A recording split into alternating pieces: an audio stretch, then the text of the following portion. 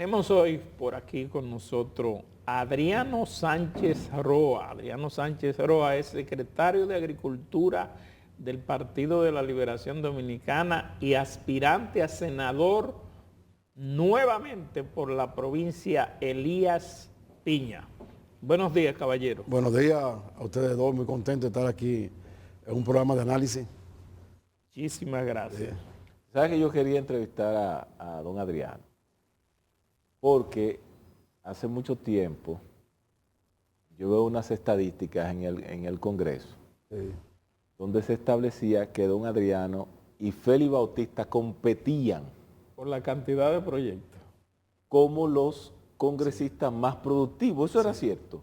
Sí, duramos, El que no duramos 10 estaba años en primero eso. no era segundo. ¿Cómo era Bueno, yo fui, él lo está viendo y somos amigos. Los 10 años que estuvimos juntos yo fui el primero. Ahora me decía él hace unos meses que cuando él ha sido el primero ahora en estos 3 años. Ajá. Me decía, me recuerdo de ti cada vez que yo estoy así. Pero lo importante de todo era que son proyectos de utilidad. Le han hecho aporte. Y proyectos de cosas que faltan. Y le decía yo ahora que, fuera de cámara, a Gerardino, que aunque soy amigo de la mayoría de los senadores, los legisladores actuales, me da pena de que no veo tantas cosas, creaciones. Han tomado leyes de nosotros, que están muy bien, pero lo que veo es como que la dedicación que hay que ponerle. Bueno, ahora se aprobó la ley de dominio, extinción de dominio, que era de nosotros. Exacto. La ley de agua también. La ley de aduana la dejó Charlie Mariotti. Es decir, si tú ves, como que es más fácil coger una cosa que está ahí. O sea, que el Congreso no ha creado un proyecto original de Pocos del proyectos actual no Congreso. se ven. La ley de teletrabajo que tiene el hijo de Orlando Remera, la dejé yo mismo también. También. Yo dejé 90 iniciativas vivas ahí, que aspiro con el poder de Dios recuperar a la mayoría. Una es la ley, por ejemplo, de la doméstica, que hubo un intento ahora del ministerio, muy importante, porque Elías Piña de la provincia que porcentual. Pero el ministerio no fue por ley, sino por resolución. Sí, y tiene que hacerlo por ley porque toca. Por eso se la tumbó el Tribunal Constitucional. Toca algunos aspectos del código de Civil, trabajo y de del Código trabajo. de trabajo. Ajá. La ley de la... Ustedes sabían que aquí hay más miembros de la seguridad privada que policía, que hay 36,000 armas contabilizadas por el Ministerio de la Fuerza Armada que están en manos de ellos, que la mitad no están regulares, que las armas que le roban a una gente que matan, se la venden ahí. A la compañía privada. A la que sí. Entonces, hay dos sectores. Está el sector de 5, un sector de compañías que están registradas y que son serias, digo yo. Para el sector más amplio que no es así. Un sector que trabaja con no correcto. Por ejemplo, el 18% de la seguridad privada son haitianos. 35% no tienen entrenamiento para bregar con armas. Pero además 42 no tienen psicológico. Pero además son unos explotadores. Y son explotados, por ahí voy también, les meten horas de trabajo, Sí, sí. Y no la pagan. todo traginoso, ¿entiendes? O sea, y cobran caro. Sí. Y cobran caro. Y cobran caro, entonces. Cobran caro el Y servicio. pagan barato. Ese proyecto que yo lo dejé y perimió en esta Cámara de Diputados, es un proyecto que formaría como si fueran guardia y policía al ente, daría la categoría para hacer carrera. ¿Cómo si tú tienes 15 años Pero no en hay ese una sector? superintendencia, don Adriano. Bueno, ella misma quiere la ley, porque está amarrada sin que la superintendencia que tiene está dentro de las Fuerzas Armadas. Por ejemplo, tú tienes 15 años, 20 años, y tú sigues siendo el guardián de siempre, no hay carrera, que tú seas un supervisor metropolitano, que ya pueda tener O sea, que derecho no le a pensión. establece jerarquía No, a partir de la Eso es lo que experiencia. se llama casi una semi-esclavitud eso. Vienen muchos jóvenes de la provincia a estudiar aquí y de los barrios y terminan siendo domésticas o guardianes, explotados toda la vida. Entonces, en ese sentido, es un proyecto importante que hay ahí.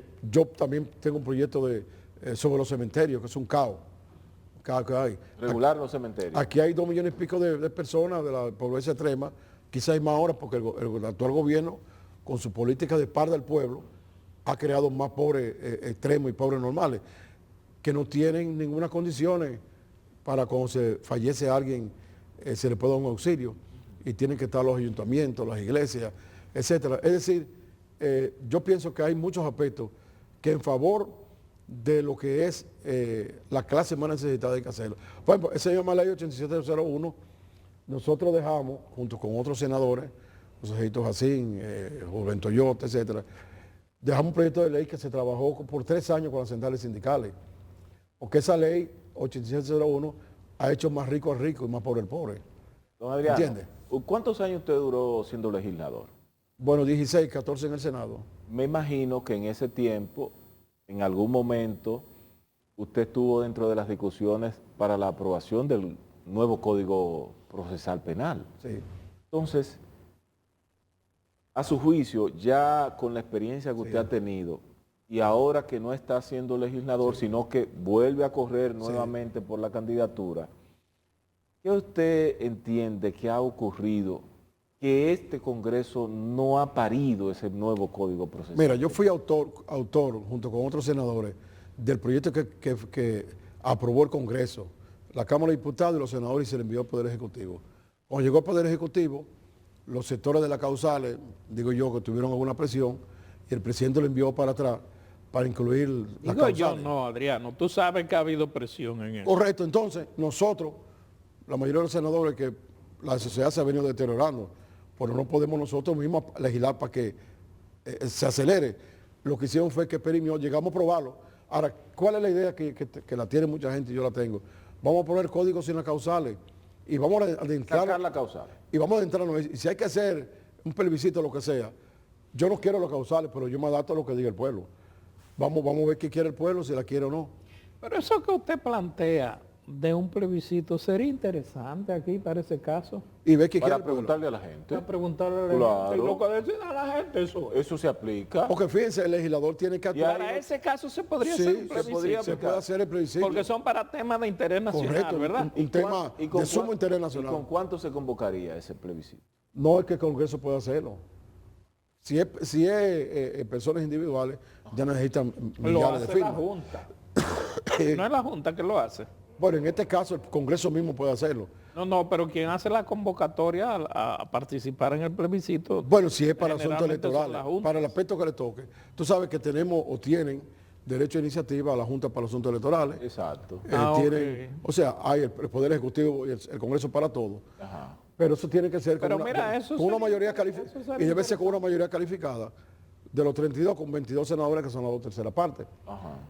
Pero eso, vamos a poner el Código Procesal Penal sin nada y adentrémonos entonces a ver qué quiere el pueblo. Lo que el pueblo quiera, eso tenemos que acoger. Claro, y ya, se acabó. ¿Y se acabó? Y se acabó. Y se acabó, porque eso no podemos nosotros tener tanto tiempo el código, porque fíjense lo siguiente, la presión son de los dos lados, Sí, sí. pero los congresistas han estado más por la presión de no incluir eso.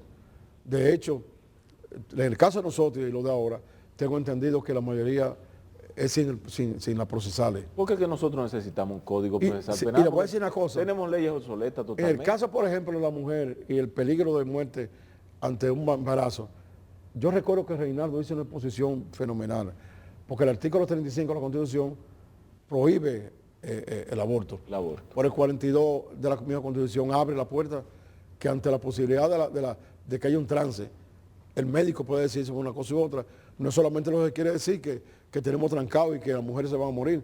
El 42 permite que el médico vea si para salvar a la ¿Qué mujer... le conviene? Sí, exactamente. La viabilidad. Correcto, eso está ahí. Eso está ahí. No, que Reinaldo era genial a nivel de leyes. manejo, la interpretación Expositor. de leyes. y un Sí, se tremendo mueve expositor y analista. Sí, sí, lo fue.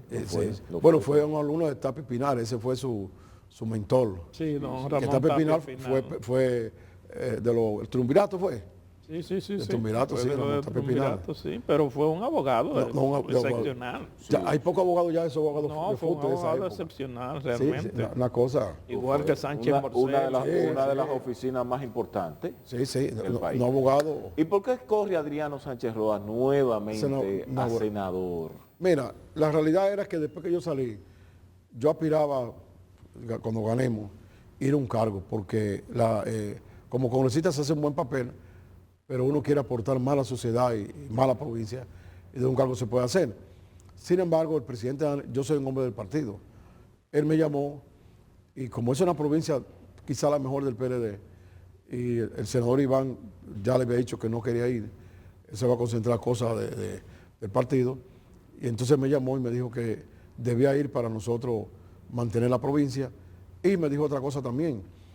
Yo logré 214 obras en Hería Piña que le hicieron el gobierno, pero por motivación mía, que todavía, que había que recuperar lo que se había perdido, me dijo. Él me habló de los proyectos agroforestales, que prácticamente, ahí fue que iniciaron Hondo Valle y Juan Santiago, Sí, con 1.000 millones de pesos. Se dejaron 400 guardados y no han hecho nada. Los préstamos de microempresas, casi 3.000, se lograron en Elías Piña de 500.000 pesos, 1.000.000. La alfabetización que estamos hablando. Elías Piña es rico con todos esos cuadros. Bueno, es que el gobierno lo ha tumbado. Lo ha tumbado porque eso lo tiene por mi pyme y iba creciendo. Seguir las obras viales. Allá se dejaron las 6 calles asfaltadas. Ahora iban por los distritos y se quedó así. Se quedó así. El proyecto de Macasía. Entonces él me dijo, mira, eso que es mucho nosotros allá. Los hospitales se dejó que tenga el pasillo de aire y ahora mismo tú te das cuenta que los pacientes tienen que comprar sus medicamentos dentro del hospital, en el Rosa Duarte y en el Hondo Valle. El de Bánica que lo dejamos una con mitad. pregunta. La posición de ustedes actualmente en Elías Piña, desde el punto de vista electoral, ¿cómo está? Está muy bien. Cuando el PLD en el 20 perdió muchos lugares, nosotros ganamos 4 de 6 síndicos. 4. 4. Allá se ganó, ganó Iván, ganó el diputado y ganó Gonzalo. Nosotros allá yo creo que estamos mejor. Allá ganó Gonzalo. Ganó Gonzalo. Nosotros estamos mejor allá porque ocurre que, como dijo Danilo en un momento dado, que a veces el dulce la gente cree que hay algo más bueno que el dulce. Y se aventura y después quiere el dulce. ¿Qué pasó? Que todos esos programas que se hacían se cayeron todos. Incluso hay una cosa que yo nunca pensé, que hoy iba a ser el elemento más importante que tiene la gente. Yo me inventé una cubeta de esas de pintura, pero preparada para darle la comida. Entonces yo lo ponía en diciembre, la comida, la parte navideña y comida normal. Yo di como 40.000 En vez de cubos. caja eran cubetas. Yo di como 40.000 en 4 años. Déjame decirle que la gente de eso que habla, porque no hay una funda de comida. Y una provincia que tuvo una sesión y camina el día y no ve un caldero puesto, la funda de comida. Bueno, porque ahora yo te voy a decir una cosa, es más fácil llevarse 2.000 tarjetas que 2 cajas al hombro. No, y los bonos, te dan unos bonos que no se ven por ningún sitio. Y eso es la tarjeta, yo he dicho y lo quiero repetir. Al que tienen 6 meses sin darle la tarjeta, es una deuda que tienen con la gente. Porque eso está en el presupuesto.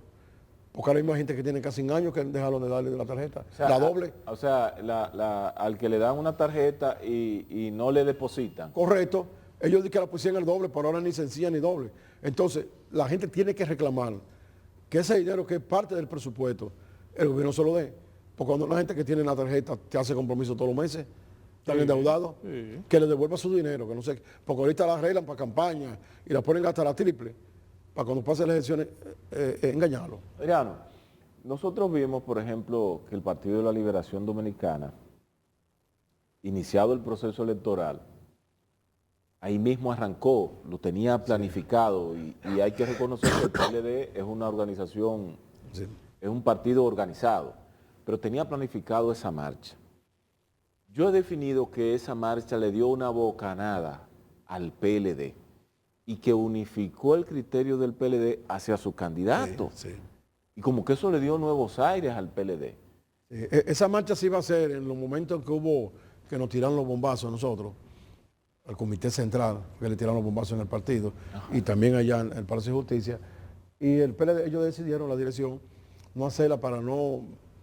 Al final nosotros pensamos en el país, quizás otra gente no lo piensan, y la dejamos para ahora. Pero te voy a decir, cuando fuimos a la Feria de Cedeño, me recordé de mi tiempo de Francisco Antonio Santos y Julio de Peña Vardés. Cuando fuimos ahí, que se llenó de semana, que llegó a ver, ya a las 4 y pico, yo intenté caminar rápido para ver qué había. Por eso estoy un poco afónico. Me metí 6 horas caminando. Llovió, hizo sol, el polvo, y yo no pude caminar a la mitad. Porque desde allá arriba hasta abajo se llenó de gente. Y le voy a decir una cosa, que no fue algo de que he hecho con dinero, que nos dieron, se lo costeó la misma gente.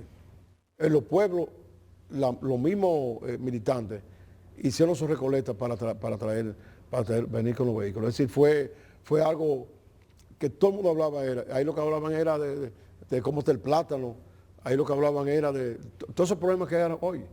Porque fíjate, aunque me cambié muy buen de tema, este año estamos caminando para importar 6.000 millones de dólares.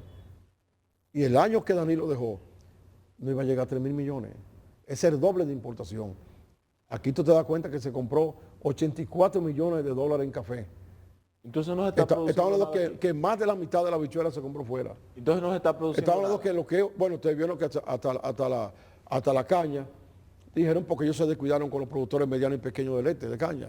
el abono subió, no le ayudaron, aparte de muchas cosas, entonces la caña que producen para el consumo dominicano nacional falló.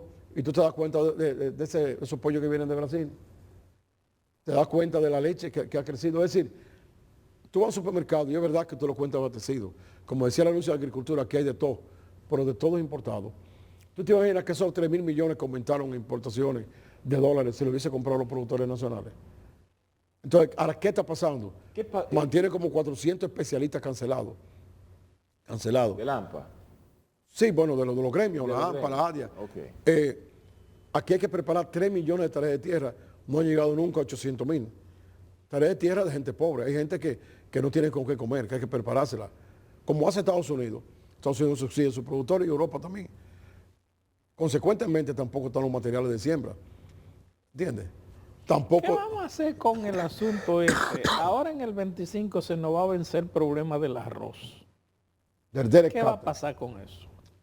Con esto va a pasar que el gobierno, como las elecciones son en el 24, mantiene promesa de aquí al 24 para que le pasen las elecciones y después viene el caos. Después van a entrar aquí arroz más barato que lo que tenemos nosotros. De todos los productos, porque va a abrir todo. Sí. Es decir, eso va a ser de tocada grande, porque el arroz no es cualquier cultivo. Tú estás hablando de que el arroz representa 28.000 millones de pesos. Tú estás hablando de que el arroz es una inmensidad, porque el arroz no depende nada más los 4 o 5 de dueños de factoría. 300.000 empleos. O sea, es el arroz. Entonces, el gobierno, yo creo que ahora, porque ocurre que lo que va a pasar en el 25 ahora es que hay que trabajarlo, no después de las elecciones, no vamos a tener tiempo. Danilo llegó a hablar con Donald Trump del caso, por ahí ya cambió de gobierno, la conversación se paró, porque hay que hacer gabardeo a alto nivel para que nos den la oportunidad de nosotros acotejarnos, pero el gobierno puede también. Hay una cosa que el gobierno puede. El gobierno puede implementar a partir de hoy, si quiere, un programa similar a lo que hace Estados Unidos y Europa. Subsidiado. Ellos lo hagan en su mención para no hablar de subsidio. Sí. ¿Qué significa? Cómprese 600 tractores y rompa la tierra. Miren lo que hay. Un pequeño productor, si le preparan la tierra, le dan la semilla y la asistencia técnica, ese es el 80% de su costo de producción. Un mediano es el 50% y un grande es el 30%. Ahora yo te voy a preguntar, ¿existe el extensionismo? Hay 1.300 áreas en el país. Áreas, secciones donde tiene que ir arroz. Hay 500 ocupadas nada más. Estamos hablando nosotros de que mucho más de la mitad de las áreas que debe agrónomo no hay agrónomo. Por tanto, no existe. Tú te vas a Bánique, Pero Santana, que debe haber 2 subzonas, con cada uno con 5 agrónomos. Hay uno que lo atienda, los 2 municipios, y vive en la mata. Es decir, las áreas la mayoría están vacías. Entonces, ¿qué es lo que estamos haciendo en la agricultura? Y nosotros tenemos 9.000 agrónomos dando vueltas en el país. Entonces, ¿qué es lo que estamos haciendo en la agricultura? Porque también hay un problema con el tema del azúcar ahora. No, bueno, haciendo rico al más rico con las importaciones. Eso es lo que se está haciendo. O sea, y la otra cosa es, y es quizá lo penoso, de que un país que hay una crisis tan grande alimentaria mundial, un país que puede aportar para conseguir divisas, un negocio que se pueda hacer bueno, tenemos 8.1 millones de hectáreas de tierra o bardía o subutilizadas. 8 millones. 8 millones. Nosotros tenemos el último censo que se hizo con Alexandre Izquierdo, daba que el país tenía 30 millones cultivables, como 12 forestales, las otras cultivables agrícolas. Perdimos 13 millones en 50 años. Era 43. El censo del 71 daba 43, ahora da 30, que es tu área. O sea, perdimos, chin a chin fuimos jugando y el país perdió 13 millones de tareas de tierra cultivable. Entonces, de esas tierras que hay, de esas 18 millones, hay 8.5 sin hacer nada o haciendo poca cosa. Si tú te montas en un helicóptero y vas para San Juan, tú te das cuenta que nada más está sembrado a la orilla, donde pasan los carros. Pero, Adriano, hay una cosa que en los últimos tiempos ha estado publicando unas encuestas que ponen en un tercer lugar lejos a Abel Martínez. No sé, hará 1, 2 o 3 semanas que no se publican encuestas, ni después de la marcha que hizo el PLD. Nos gustaría escuchar tu opinión sobre esa situación. Bueno, el gobierno de hace un año y pico se ha empecinado en vender la idea de que Abel está abajo, porque a quienes tienen miedo es al partido fuerte. El PLD tiene ahora mismo en todos los lugares del país una estructura nueva, entusiasmada, que fue la que hizo la marcha. Nosotros tenemos ahora mismo comité de base en todos los lugares, comité intermedio en todos los lugares. Ustedes, por ejemplo, en Elías Piña, ¿ustedes tienen suficiente gente para obtener candidatos, todos los candidatos a regidores, todos los distritos municipales, todos a los síndicos? No, todo nos sobra. Que tenemos y sobra. Nosotros ya completamos eso rápido. Hay lugares que se inscribieron más de lo que eran. Ya eso lo determinará la dirección por encuesta. Entonces, volviendo a la pregunta tuya de la encuesta, ¿qué pasa? Yo me pregunto, ¿tendrá el presidente de la República el mismo porcentaje hoy que el que tenía antes del hecatombe que está pasando?